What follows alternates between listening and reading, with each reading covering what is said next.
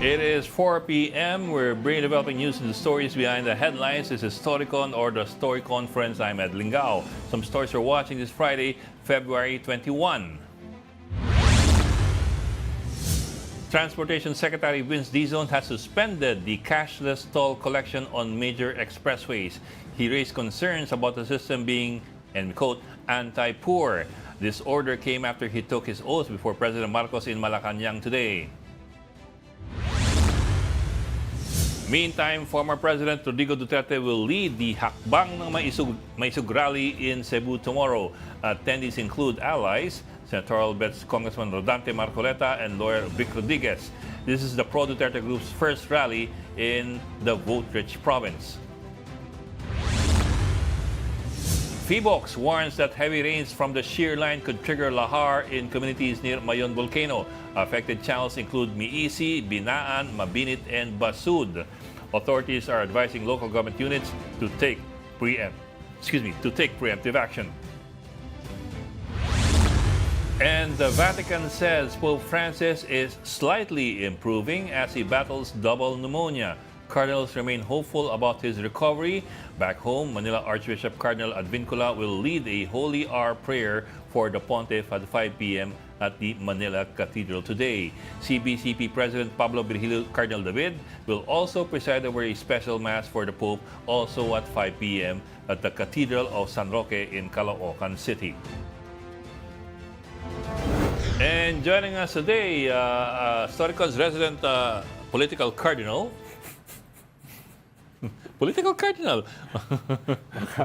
Baka makakasama ako sa conclave niyan. Elect pa ako. Tito Ronald Llamas. Bakit ba? Parati ka nasa Vatican eh. And from the Philippine Star in Parañaque, we have Editor-in-Chief Ami Pamintuan. Ang laki ng bungis-ngis. Hi, happy weekend. Happy weekend. Mabuti tayo ng Biyernes. O yan, hindi na mukhang estudyante si Ami niyan. Ha? Biyernes. Mukha na siyang chief executive. COO na yan. Ha? Ano Ami? Anong top story niyo ngayon?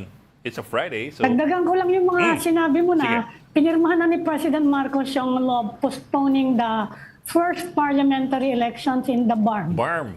Yan, Okay. Dagdagan ko. Saka nandito yung aircraft carrier ng France with the frigate at pupunta daw sila sa West Philippine Sea. Yan. Hindi ka ba imbitado At ron? pati New Zealand, nag-issue na ng statement. Saan? Sa BARM? Statement o of concern. Hindi, doon sa aircraft carrier, sa Subic, sa Linggo. May cocktails doon. Pupunta ako. Oo nga. Titignan ko kung, Sige. nandun si Macron. Ganun lang yun. I will see if I will see if Macron is Sorry, nakita kami last year sa La Rotonde, sa Paris. No? Yung paborito niyang restaurant. Nakita kami by accident. No? Tuwan-tuwa naman siya. No? Talagang may ganun eh. February, nakita kami. Hindi ko alam kung nagbibiro. Tangin ko ano. Nakita kami talaga. Sabi nga niya Ano sabi niya? Nakita pala niya sa Le Monde, yung civilian convoy noong December 2023. Yung sa West Philippine Sea. Sa Ayungin. Yung inorganize mo. Wala akong kinalaman to na. Sabi niya, that was David versus Goliath. Nagmarka sa kanya Teka, seryoso ka? Yeah. Sabi niya to? Kasabay niya si Prime Minister Sanchez. Kanya parang backdoor nego between Palestine at saka yung Fatah Party at saka yung Labor Party of Israel. Wala rin nangyari, sigawan lang. Pero inorganize ni Prime Minister Sanchez ng Spain. Backdoor lang noon. No? So, nandun si Macron, tapos may nagsabi sa kanya, may Pilipino rito. Sabi niya, Pilipino, mga bolero yan. No? So, kinausap niya. Yan na nga, hindi ba? I rest my case, ano? Simple lang hirit to. Tuwan-tuwa siya. Doon sa Sige, tawa ko si Barak, ha? Barak, sabi dito si... Yun, La Rotonde. Llamas. No, hindi siya Michelin restaurant. Pero masarap na rin. Pero paborito ni Macron. Doon siya kumakain bago siya naging Prime Minister. Doon siya kumakain nung Prime Minister na siya. Hindi niya ako binanggit? Hindi. Pero sabi niya kung pwede daw magpa-autograph nung libro ko. Sabi ko, wala pa yung libro ko eh. Pwede yung autograph. Ano sabihin ko sana, pwede bang i-autograph ko yung libro ni Manny Mogato? Oh. Okay. Pirma ka lang dito sa likod ko, gano'n. Pirma mo yung likod ko. Pero kanya, cool siya, cool. Cool si Macron. In spite of all his problems din. Malala mo, nagkakuan siya, di ba, natalo sila sa parliamentary election, pero nanalo sila against, sino ba to? Yung populist leader sa France, si Le Pen. Le Pen, si Le Pen. Nagsama-sama lahat. Nagsama-sama lahat from left to center para matalo si Le Pen. No? Did you... Kaya pupunta sila ngayon sa West Philippine Sea. Pupunta yung French group na yan. Oo nga. French Naval Group. Kinukuha nga ako bilang translator pag nakaharap nila yung mga Chinese. Paano mo Chinese? Sabi ko, si Ami Pamintuan na lang. Marunong ako ng French. Pero hindi pa ako marunong. Marunong ka mag-French? Hindi pa Mandarin. Okay, nang alam ko, hindi Mandarin. C'est partir, Muara, Angpa. Ano yung sabihin na? C'est partir, Mora, Bureau. Ha? To depart is to die a little. To depart is to die a lot. Wow. Para sa mga kanya lagi. Yan lang ang alam ko eh. Teka, Susulat ko nga yan. Para sa mga para sa mga naghihiwalay. Para yung gano'n yung quote na yun. Mukhang veterano sa paghiwalay. Ang alam lang namin ni Ed, yung mga Latin terms eh. Latin lang kami. Sui generis. Ang alam ko lang, Pwede rin naman alam yan. ko lang Pwede ako. Tu ne sede mali, sed contra odentior ito. Ay, nako. Sa bati ka na yan, bati ka na yan. Ang alam ko lang, mea culpa, mea maxima culpa. Uno, abuso, non deficit alter. Pag may atraso, mea culpa agad, kamisis. When one is turned away, when one is torn away, another succeeds. Kaya pag wala ako dito, hindi si Manny Mogato. Learned pa talaga si Ronaldo. Learned talaga si Ronaldo. Nagpapanggap lang tayo. Baka sabihin ni Atty. Torion, wala tayong alam eh. No? So, by any chance, did you tell Macron what his name means in the Philippines? Hindi, sabi ko lang, c'est moi. Sabi ko lang sa kanya, c'est moi. Alam mo yun? Ha? Merienda ko yun, I yung am. pangalan I am. Ano merienda? Medyo pasagad yung usapan natin. No? Teka. Mag-move na nga tayo. Matrobo tayo sa French Embassy yan sa nagagawa natin eh. Basta Sunday nandun ako. The first visit ng aircraft carrier ng France na pupunta sa West Philippine Sea. First visit niya. Oo. Tapos hindi lang yung aircraft carrier. May mga battleship yan. May frigate nga daw eh. May frigate. Wala ng battleship ngayon, Bok. Hindi na usap battleships. Frigates na ngayon, frigates. Hindi. Doon pa rin ako sa kwan. Frigate. Battleship pa rin ako eh. Battlestar Galactica. Napaka-70s mo yung tsaka 80s ng Battlestar Galactica. Kasi may remake ka pala yan, no? 2000s. Sige. Pero I'm curious ng paano magiging dynamics ng French fleet with the Chinese maritime militia and the Chinese Coast Guard. Hindi, siyempre yung Chinese, kanyan eh, hubris yan eh. Dapat pride, dapat di magmukha silang takot. No? So, magpapakitang gilas din yan. No? Gilas in the sense that they will probably shadow, but they will they will shadow. They will shadow. You won't expect water cannoning. They will shadow. Laki-laki nun. Paano mo yung water cannon yun? Oo nga. Aircraft carrier yun eh. 4,000 ang Kung water cannon nila yan, parang maglabas ka ng mga scrubber tsaka parang ng sabon. Parang maliit na isla, di ba, Ami? Yung aircraft carrier, no? May runway. Saka Kompleto yan. 4,000 to 5,000 ang crew niyan. Oo. Oo. Yung yate ko kasi, sobrang laki nun. mga 3 lang ang crew eh. Yan, mga 5,000. May yate ka nga. Normally, kapag ganyan, lumalayo ang China. Oo. Kapag may mga bisitang ganyan, lumalayo sila. Or they shadow. They just shadow. They shadow, But they do not Medyo confront. malayo-layo yung Yeah, they do not confront like they do with us. Dahil may mga kwan din yan eh. May mga aeroplano, may mga fighter jets na pumapaligid. No, Well, it is an aircraft carrier. Yes. Oo. Hindi tayo, may aircraft carrier tayo. Gawa sa Ilocos.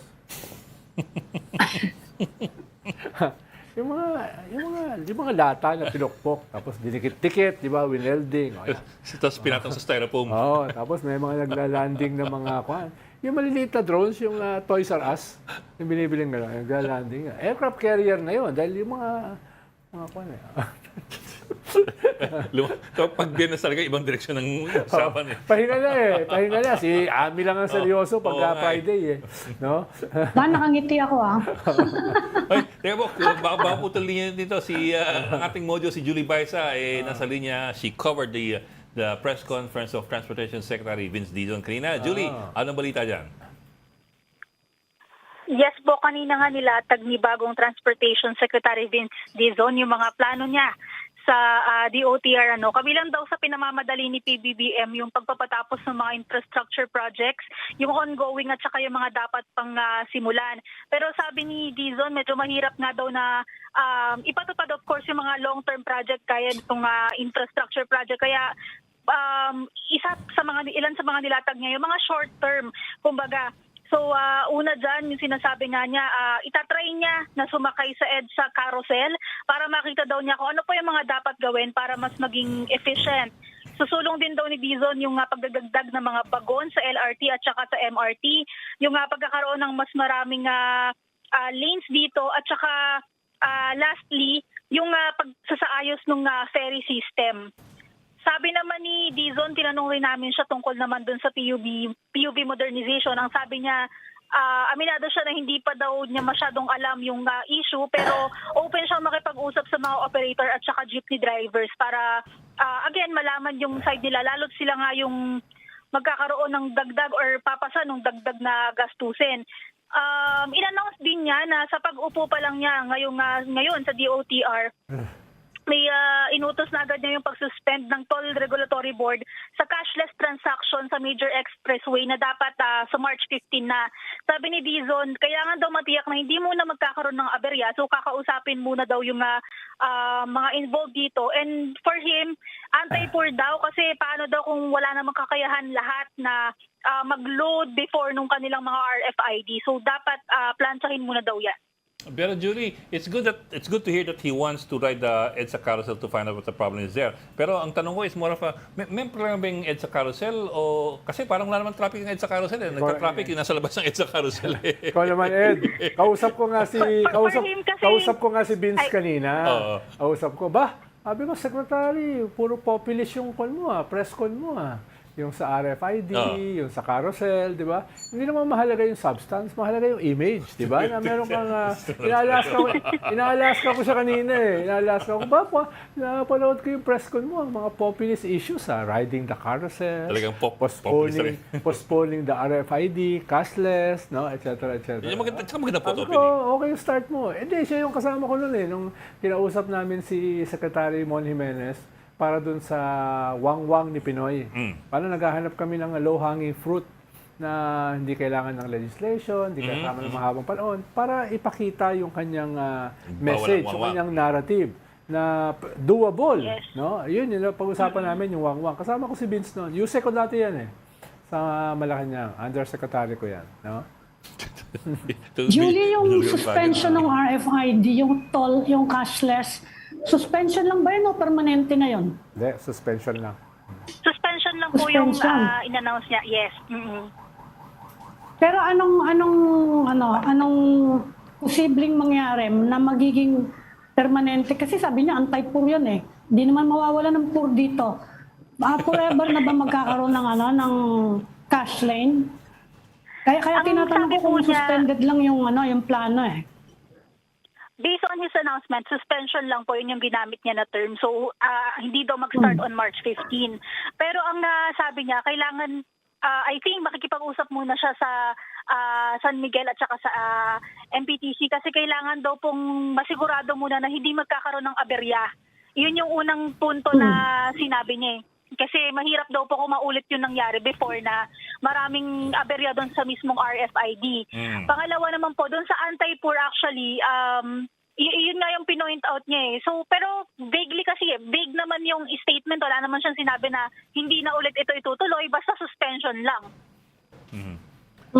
Well, Julie, it's good that he's... Doon po, sorry, balikan ko lang yung sabi mo sa carousel. Yeah. For him kasi kaya pang mas maging efficient nung carousel. Kaya for him, kailangan pang, hindi pa daw perfect. kumbaga, yeah. yung system ngayon. Yeah, yeah. That's kind of the one. Pero I'm also curious as to whether he's looking as well into ways to ease the traffic in EDSA. Of course, mass transport system kasi yung carousel and that's very important. But I'm also wondering kasi at least on the surface pag tingnan mo yung carousel, dire-diretso sila So medyo okay yun pero yung EDSA hindi pa rin dire-diretso yung Ayan, EDSA. hindi umaandar. Ayan, nakikita nyo. Hindi na we're, wala I Gapang, think a lot of ayan, people are oh. wondering about EDSA, what he intends to do about EDSA, for example. Hindi na wala yung tanong, bukod of course yung traffic, kung paano re-resolve. And galing mismo sa kanya na napakahirap daw kasi hindi naman daw, limitado lang daw yung kalye, hindi naman pwedeng palaparin, dumadami yung sasakyan. Kaya ang sabi niya, yung long-term solution talaga yung nakikita niya, which is nga yung subway at saka yung commuter railway na, again, from him, medyo ilang taon. So ang maitutulong lang daw is yung pagpapabilis, yung pagpa-fast track ng Mass transport. construction ng mga ito. Yes. Oo. Mass transport talaga. Actually, yes, mass transport, pero kailangan din kasing, yung volume ng sasakyan. Sa Pilipinas kasi ay relatively mura ang sasakyan at saka kahit lumang-luma na yung sasakyan, ginagamit pa rin. Huwag kang ganyan. Sasakyan ako sa Kaya, ganyan. kaya nagpa-pile up yung mga sasakyan So, okay ang mass transportation, pero kahit may mass transportation ka, kung bawat Pilipino pa rin, ang kanilang status symbol ay magkaroon ng kotse, magkakaproblema talaga tayo. It's getting people out of their cars Yes. Halimbawa, sa Singapore, efficient ang mass transportation, pero at the same time, ang taas ng mga taxes Oo, sa kotse. sa kotse. So, dinidiscourage yung mga tao na bumili ng kotse. Sa atin kasi, parang Amerika No, yung kultura natin. Get a big car. Pag may kotse ka, No. Hindi ang kotse. Kailangan mo lang yung kotse. Ronald, necessity yan dito Dahil nga wala tayong insufficient yung mass transport natin, kaya bumibili ng kotse ang mga tao. In fact, pati nga yung e-bike nagbibilihan dahil nga ang hirap-hirap sumakay. Yes, kaya dapat So sabay it's yung not really a luxury. Siguro yung mga congressman, luxury sa kanila yan. Tsaka helicopter. 10 yung kotse nila. Tsaka helicopter. Pero yung mga pamilya, kahit yung lower middle income, nangangailangan na ng private na sasakyan Kasi nga sa hirap Pang ng hatid mass sundo, transport, di ba? napaka-inefficient Kailangan magkaroon ng kapare ko. Kung ako sasakay ako kahit dito malapit na lang sa opisina namin, kung wala akong kotse, will probably take me an hour and a half. Palipat-lipat, walang diretsong sasakyan Yung Grab ang mahal-mahal. Pero Ami, halimbawa, inimbita ako ni Gretchen Ho doon sa kanyang bagong show, 8 a.m. to 9 a.m. Umalis ako ng bahay, sa kotse ko ay 6 a.m. Dumating ako ay 8:58. Last 2 minutes doon sa show ni 3 oras. 3 oras? May sasakyan ka sarili. kaya nga. May sasakyan ka sarili. Ibig sabihin, hindi rin nakakatulong yung sasakyan na sarili sa makaabot ka doon sa gusto mong puntahan. No? So, combination Pero na rin. subukan mo mag-commute. Subukan mo mag-commute. Sa MRT. Tingnan mo kung ilang oras ka abutin. Sa MRT mabilis. Kailangan mo lang maghintay ng 30 minutes, no? Sa pila. Pero mabilis naman. Aabot ka naman, mas mabilis sa kotse. Lalo na kung rush Paano hour. yung lugar na walang MRT kapareho Ayun, namin? problema yun. No? Magpagawa ka. Oo. Magpagawa ka ng MRT. Bago ako makarating sa MRT, abutin ako ng mga 1.5 oras. Hindi, sabihan mo ang Philippine Star na magpagawa ng MRT. Meron na dito sa tabi namin. Meron istasyon dito. Pero hindi papunta sa buhay ko. Papunta sa norte. Actually, siya yung subway makakatulong yan. No? Pero yun nga, ang isang problema, Ami, right of way. Diba? Ang hirap. Ayun ang problema. Kaya makita mo yung Skyway, paikot-ikot, parang ahas, diba? Dahil right of way problem siya No, madali sana magpatayo ng mga ganyan kung walang problema sa right of way. Yun ang Pero naging hindi problema. ba political will yan? Yes, tama. Hindi ba political will yung right of way? Tama. Yun ang sinasabi ng mga private sector natin. Hindi dapat kami namamroblema niyang right of way Dapat yung gobyerno yan dahil it involves public Tama. Di ba? Tama ba yun? Tama. Dapat yung gobyerno daw. Oo, Although tinanong ko yung Japan Embassy, sabi nila wala naman daw silang masyadong problema sa right of way, sa subway. Sa ngayon, sa ngayon. Sa ilalim yun Dito sa... Sa ilalim yun. Hindi, yung iba Filling nagre-reklamo stations. may nagre-reklamo pa rin dun sa sa yung mga nasa tatamaan. Nag-aalala sila. Yung mga station, yun medyo sa taas yun. Pero at least substantially sa ilalim. Yung walang mga pillar eh. Pero tanong ko, Julie, yung sa RFID, hindi ba requirement ni Vince Dizon na ayusin muna yung yung mga machine? Kasi nagka-problema, I think meron pa rin hanggang ngayon na hindi pa completely ayos yung problema na yung mga hindi nagre-register kaagad, hindi ba? Sa ibang bansa, dire-diretso lang, di ba, yung kotse? Sa toll. Yun na Dito po sa yung atin, unang magpo-post ka pinopoint pa out. eh. Yun po yung una niyang pinopoint out na dapat make sure na walang magiging aberya kung talagang gusto niyo mag-cashless. Kasi nga po, nangyari daw before yan na may mga RFID na hindi nagre-register kahit may laman naman. So kailangan ma-check daw lahat muna kung gagana talaga or at kung maayos yung sistema kasi baka nga sa umpisa lang naman okay and then eventually may mga magkaka-aberya lalo lang din nga haba yung pila. Although, Julie, medyo matagal na rin tong pagde-delay na to for the same reason. I remember before dinefer na rin tong implementation na ito also because of the question of whether or not nababasa yung mga RFIDs. So parang in perpetuity tong deferment and for the same reasons eh. Kaya ngayon ang tanong ko, hihintayin ba na mabago? Kasi sabi nung mga toll operators, nag-order na daw sila ng mga bago or ina-upgrade nila.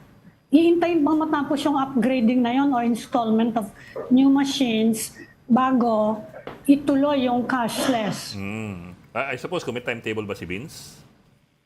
Wala po siyang timetable na sinabi for now kasi very fluid pa ako sa lilat ng sinasabi niya kasi konti pa nga lang daw po yung nakakapag-brief dahil nakaupo lang siya for around 1 to 2 weeks pa lang.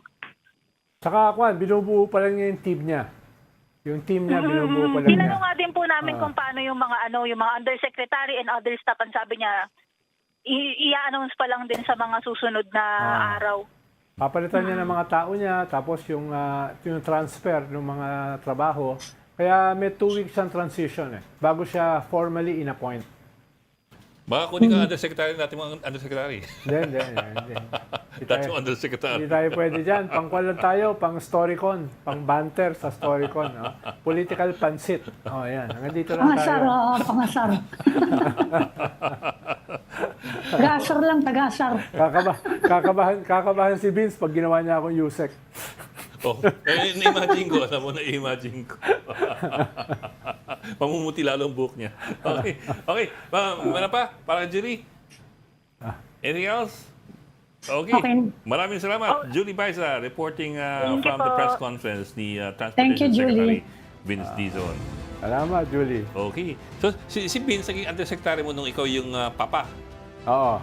Presidential Advisor on Papa Affairs. Tatlo silang Youth Undersecretary. Political Affairs. Tatlo sila. Si Chito Gascon, na naging Commissioner on Human Rights. Si Barry Gutierrez, na naging spokesperson ni Mar at saka ni Lenny. Tapos si Vince. No? Tapos si Vince, after 3 years, ay naging Chief of Staff ni Alan Peter. So, pinalitan siya ni dating DILG Undersecretary Tom Villarin at yung isa pa, pinalitan naman si National Book Awardee si Bobby Garcia. Yung gumawa. Bobby Garcia? Siya naman yung pumalit kay Barry. Saturday Comrades. Saturday Comrades. So, medyo magagaling yung mga nakuha ko noon. Medyo malayo yung boss nila dun sa kanila. Dahil yung boss nila, hindi graduate. Sila puro mga graduate, tsaka may mga masteral No, kaya, Pero hindi naman tayo ganun kalayuan. Nagpa-French ka lang, no? Yeah. At saka kaunting Latin. Oui. Yeah, kaunting Latin. No? Medyo na-impress si Ami sa Latin ko Hindi naman niya alam kung tama yung sinasabi ko. Yun na nga sabi ko, sasabihin ko sa anak Ed, baka mademanda tayo dyan, ha? Sabi nagsasabi niya. Hindi naman niya sigurado. Mahal ka ba? Insecula-secularum nga. Meron ganun nakalimutan kong banggitin yun no isang araw, meron ganung proposal na yung social media, hindi naman tong TV, kundi yung social media, i-cover na rin daw ng MTRCB. Saka yung content sa social media. Grabe na naman yun. pinag-aaralan niya Yung na monitor yun. ma-cover Grabe. ng MTRCB and MTC.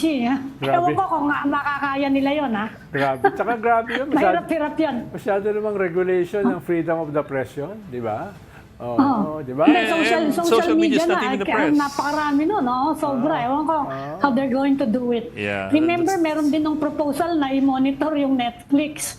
Di ba? Oo. At lagyan daw ng, ng rating. Rating, Talaga namang oo. may rating yun eh. Oo nga, may rating Talaga naman. namang meron yung guideline dun eh. Hindi, tsaka nakalagay. 16-year-old, Nakalagay yun eh, nakalagay. 18-year-old, no, 12-year-old. Oh, nakalagay naman talaga doon. nakalagay Obviously, hindi nanonood ng Netflix. Yung walang hilig sa k-drama yung nag-propose, ano? Yan yung problema. Pag yung mga nagsasalita, medyo, kinakapos eh. Mumukha tuloy sila mga Walang data ba? dot. Baka may Oh, MTRC. stories we're Wala- watching, hindi syempre. naka-smartphone. Tuloy-tuloy pa rin, yung yung inaabangan natin ngayon, yung tuloy-tuloy na usapan doon sa impeachment. Hindi, pero Hanggang ngayon. may bumanat dito eh. Pinapa-MTRCB tayo dahil binanggit daw natin yung IDIOT. Ikaw malamang yung nagbanggit ng Dio. Bawal pala yung IDIOT dito. Ganun ba? Bawal pala eh. Ang problema ko kasi may tsunami ng IDIOT ngayon eh. No, may tsunami, nalulunod nga ako eh.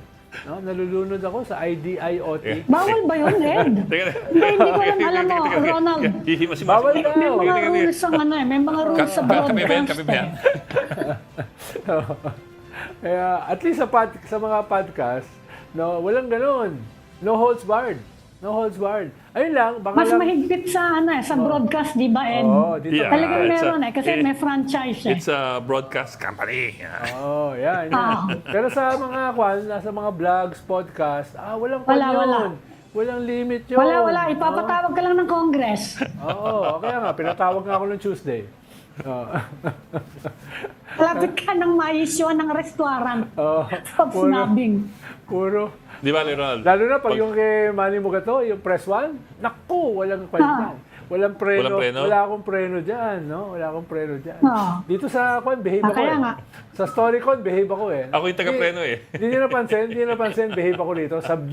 Subdued ako rito eh. Sinisipa ka yata ni Ed kapag may sinasabi ka nga na eh. Hindi. Pag hindi kaya ni Ed, tawag sa principal.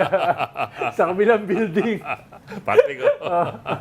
Patawag sa principal, yari. pero madalas din si Ed na natawag din sa principal. Teka, mag-gap na tayo. Natutropa na ako dito.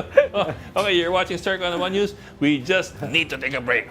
We'll be right back. We've got developing news in the stories behind the headlines. Welcome back to the Storycon or the Story Conference. I'm Ed Lingao. With us, of course, Ami Pamintuan of the Philippine Star and Tito Ronald Llamas, our political pundit. Senatorial bets of the Makabayan Bloc held a house-to-house campaign in the Duterte bailiwick of Davao. Meantime, the former president will be in Cebu tomorrow for another Maisug rally. We will try to get details later from our News 5 correspondent in Davao City, who is Bril Montalvo. So yun, pending pa tayo kay Bril. Pero di ba yung Maisug, pinold up na yan last year? Pinold up na yan officially. Dahil nga walang walang traction. Baka ngayon binuhay ulit. Mga binoy nila for the elections eh. Pero Been hearing before, Maisug over and over again. before pinold up na yan. Kaya wala nang rally for several months. Wala nang activity. I'm wondering though, paano yung feedback dun sa Makabayan Bloc dun sa Davao City? Kasi siyempre, the Dutertes have been very, very critical of the Makabayan Bloc and they're now in Davao Yes, City. pero dati kasi magkasama sila dyan eh. Oo. Magkakampi sila sa Oo. local elections at saka sa national. In fact, Di ba yung Makabayan Bloc was a part of the Duterte government for 2 years. At sila lang yata ang nakakuha ng 3 cabinet positions. Tapos mga undersecretary position sa gobyerno. First time sila nakakuha ng ganong klaseng posisyon. Kaya, Kasi si Carlo Nograles, saan siya nakapwesto ron? hindi, Si Carlo Nograles. hindi yan Makabayan Bloc. No? Hindi yan, Hindi siya kakampi. hindi siya Sino kakampi kakampi. nila? Dahil siguro takot din si Carlo na ma-red tag. Dahil madalas ma-red tag yung Makabayan Bloc eh. Diba? Sa ganyang mga area sa Mindanao, mahalaga yung support or non-support ng military at saka police. Kaya tingin ko, pipiliin ni Carlo na tumistansya ng konti. No? Anyway, let's bring in Bril Montalvo, ang News 5 correspondent natin sa Davao City. Bril, kumusta dyan? Ano balita? Hi, Brill. Hi, Bril. Hello, Ami, Ed, Bok. Yes, tama kayo dyan. No? Kanina ay sinulong ng mga senatorial slate ng Makabayan. Ito nga ang baluarte ng mga Duterte. Dito nga sa Davao City at nag-ikot-ikot sila sa ilang barangay dito sa lungsod para mangampanya sa pamamagitan ng handshaking at house to house sila para ipahayag at sabihin ang kanilang mga plataforma at legislative agenda kung sakaling manalo itong labing isang senatorial slate ng Makabayan. Bagamat hindi 11 ang pumunta dito, 7 sa 11 ang nandito ngayon sa Davao City ng senatorial slate ng Makabayan. Sila Jerome Adonis, sila Liza Masa, Arlene Andamo, Ronel Arambulo, si Teddy Casino, Modi Florandat, ito nga si Gabriela Party List Congresswoman Arlene Brosas. So wala dito ngayon ang isa pa nilang kasamahan na si Franz Castro kasi nga nandoon siya umano sa Bangsamoro Autonomous Region in Muslim Mindanao or BARM nangangampanya. So 3 araw itong pangangampanya ng Makabayan dito sa Mindanao. Kahapon isa nandoon sila, sinuyod din nila ang General Santos City at ngayon at bukas ay itong ang Davao City. Sa mga barangay na hindi nila mapupuntahan ngayon, isa bukas nila isasagawa ulit ang itong kanilang pangangampanya through handshaking and house-to-house meeting sa mga Davaoenyo. At sinalubong naman sila ng isang warm welcome itong mga pambato ng Makabayan ng mga Davaoenyo, although itong mga kandidato nila is mga kritiko ng pamilya Duterte, but still ay nakighalubilo pa rin itong mga Davaoenyo sa kanila kanina sa kasagsagan ng kanilang pangangampanya dito sa Davao City. Balik sa inyo. Hindi ba sila nahirapan, Bril, dyan sa pangampanya sa Davao City considering na yung mga Duterte have been very, very critical of them at pag makabakbak ang mga Duterte sa kanila, talagang harapan at rapratan? Mhm. Alam nyo, kanina sa ating pagsunod sa kanilang sinagawang rally dito sa Davao City, ay nakausap natin ang ilang mga Davaoenyo kung iboboto ba nila itong ang Makabayan na black or Makabayan na senatorial slate na nangangampanya kanina sa kanila sa kanilang mga bahay. At ang sabi ng mga Davaoenyo, majority sa kanila ay hindi sila kilala. Ang tanging nakilala nilang at namukhaan itong ang si Gabriela Party List Congresswoman Arlene Brosas kasi nga nakikita daw nila ito sa TV at yung sa kasagsagan ng pagdalo ni former President Rodrigo Duterte at Vice President Sara Duterte sa House of Representative during sa Quadcom na hearing. So nakita nila si Arlene Brosas. So si Arlene Brosas lang ang kanilang namumukhaan at somehow nakilala, pero the rest sa mga Davaoenyo is hindi pa sila gaanong kilala. Pero Bril, before naging presidente si Digong, yung Makabayan Black, malakas na talaga sa Davao eh. Diyan sila kumukuha ng marami sa kanilang mga boto sa mga party list parties nila before, no? Tapos yung ilang mga leaders nila, very friendly kay Digong nung mayor siya, no?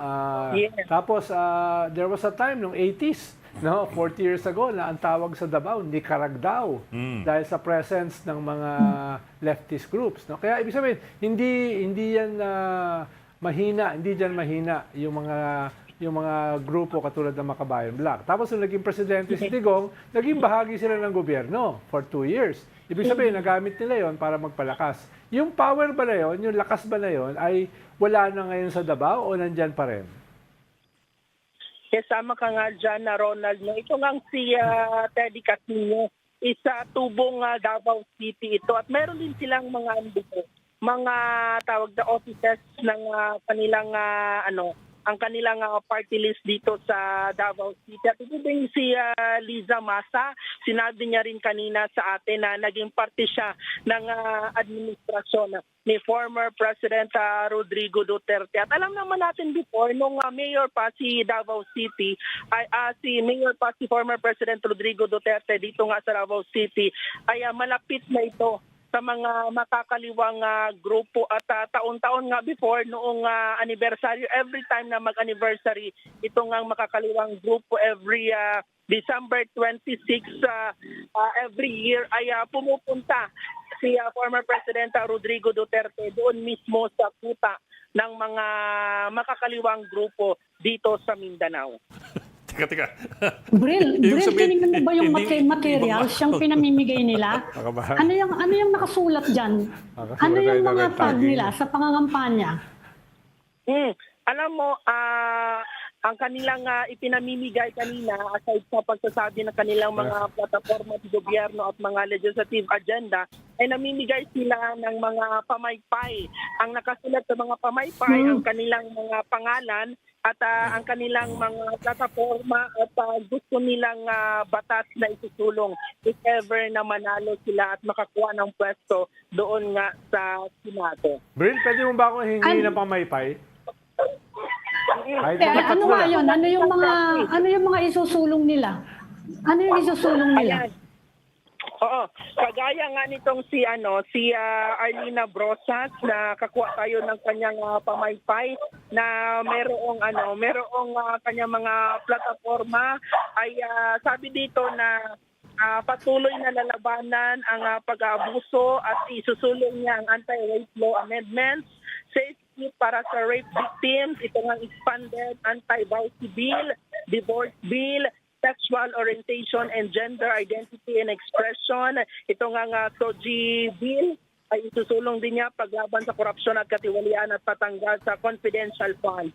Ilan lang ito sa mga gustong isusulong ng makabayan if ever na makatungtong sila sa Senado. Ami? Yung confidential fund, ang issue dyan kay Sara Duterte. Okay lang sa kanila yon na turf yan ng mga Duterte siyang nila. Mhm. At kanina din sabi din ni Teddy Casino na gusto daw niyang buwagin itong dynasty, political dynasty kasi nga dito sa Davao City. Sabi niya nakikita niya na for the past 40 years ay ang namumuno daw dito ang mga Duterte. So gusto niyang may choices daw. So gusto niya buwagin ito anti-dynasty. Ayan, sabi ni Teddy Casino na isa sa kanilang mga kasamahan or senatoriable sa Makabayan Senate slate. Dati kasi nung meron sila mga congressmen sa kanilang mga party list, may mga several na galing Davao. At meron ding mga cabinet secretary sila na nakaupo sa Duterte government na galing din sa Davao. Kaya I assume, ang tanong ko, Bril, kung ganun pa rin sila kalakas mismo sa Davao, no? Dahil isa nga sa tinututukan nila na kampanya, yung Davao na yan. Alam nyo kanina, isa nga sa kanilang mga itong kanilang mga party list na pinopromote, itong ang Gabriela party list, Kabataan na party list, natanong natin ang mga Davaoenyo dito kanina kasi sumunod tayo sa kanilang pangangampanya at ang sabi nila na hindi pa daw nila gaanong masyadong alam itong ang Gabriela party list, itong ang Kabataan party list, kung sino ang mga representative nito or mga nominee, but familiar naman sa kanilang mga pandinig itong ang mga party list na gustong suportaan ng makabayan. So kung sasabihin natin na malakas pa ba ay hindi natin masyadong Makita. masabi na malakas sila kasi nga dito may sarili ding party list itong Davao City. So may party list sa mga Duterte at may party list din itong mga Nograles. So pati ang ang puwersa dito in terms of party list system. There was a time na ang malakas dyan yung Bayan Muna party list.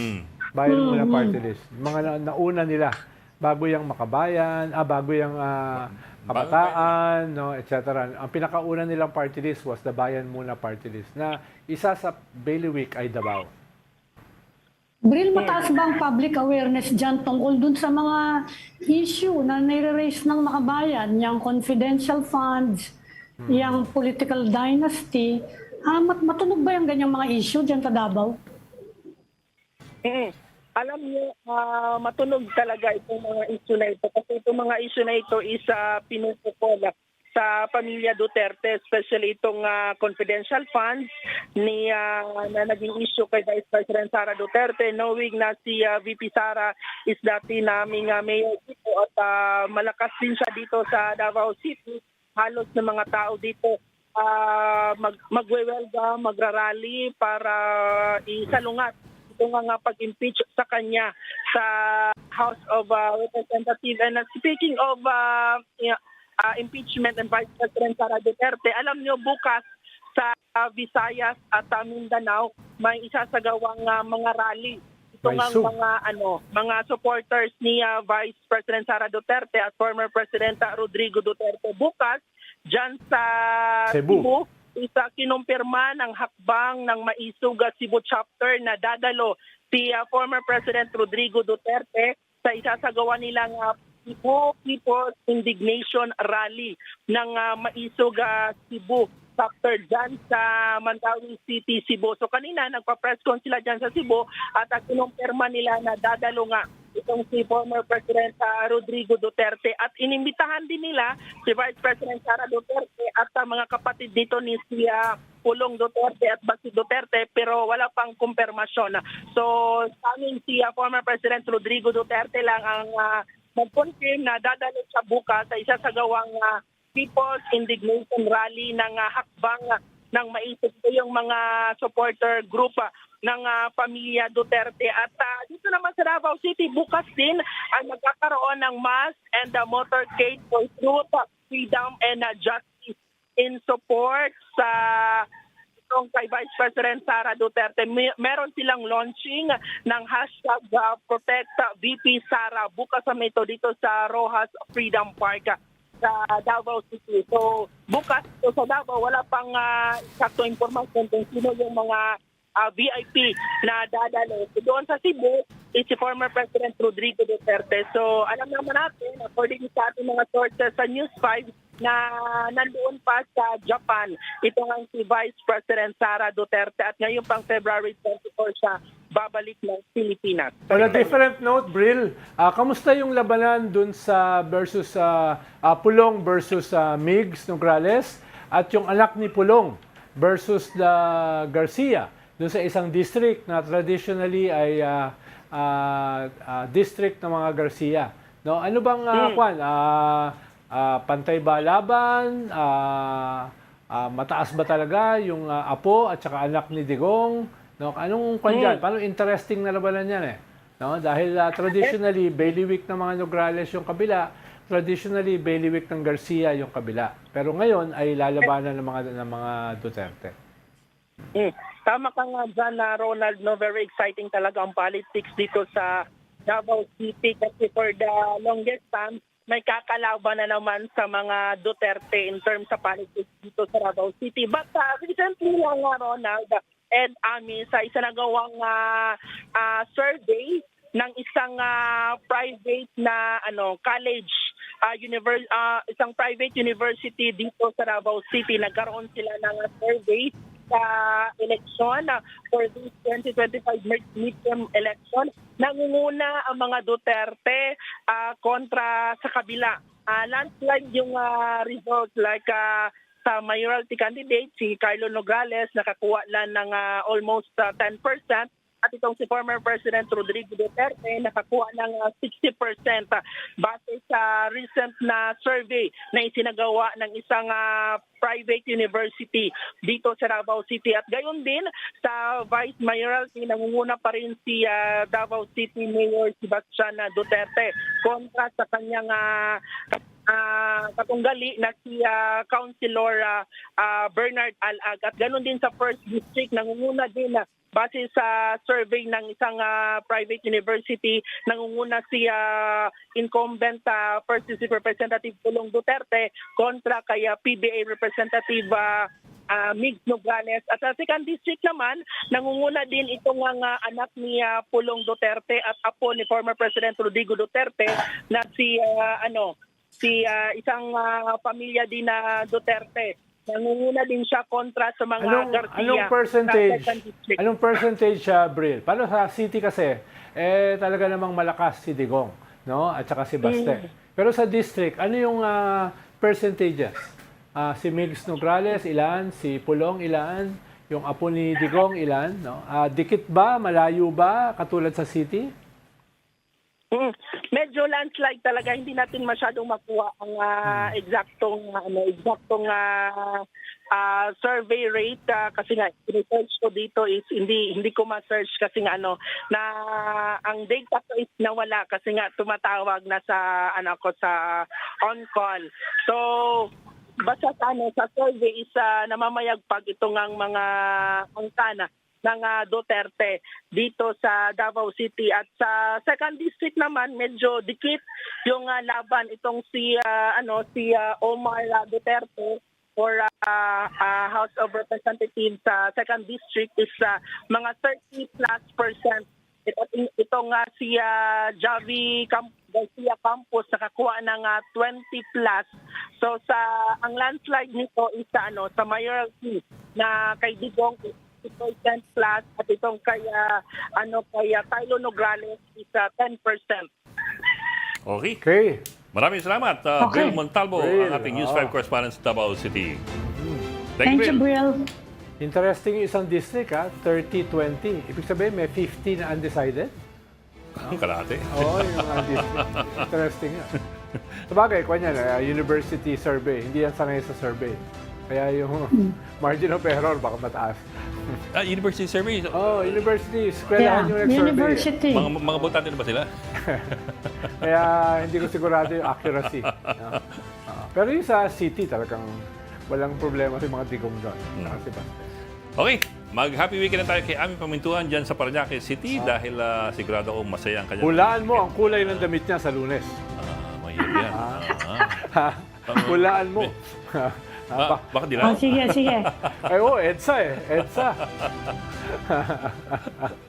Ikaw talaga. Baka may yellow ribbon. Ano bang Monday? Monday is 24, no? 24, Monday. Oh. Okay. 24. Mag-happy weekend na tayo at mag-advance happy anniversary tayo sa EDSA Revolt. Yung mga Catholic schools, tsaka UP, nag-suspend Yes. na klase. May mga magpupuntahan sa EDSA sa 25 ata eh. 24 ay misa sa EDSA Shrine. 24. 25 ay People Power Monument Rally. No? Parang yun lang yung nabalitaan ko. Nahagip ko lang. Nahagip mo lang Hindi ko nag-organize Okay. Mag-thank you na tayo kay Ami Pamintuan ng Philippine Stars sa Parañaque at kay Tito Raul Llamas, ang organizer ng maraming bagay. Bagamat hindi umaamin. Okay. Just again, on Monday, hindi tomorrow, at 4 p.m. for the Storycon, I'm Ed Lingao. We are one news all sides all the time. Na-correct pa. This is the Story Conference Group or the Storycon Group.